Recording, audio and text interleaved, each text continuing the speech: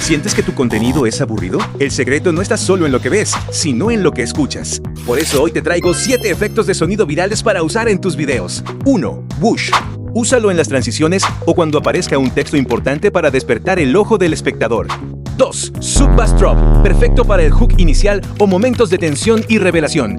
3. Pop. Ideal para cuando aparecen listas, viñetas o iconos en pantalla sin saturar. 4. Record Scratch. Úsalo para cortar el ritmo de golpe cuando hagas un chiste o muestres un error.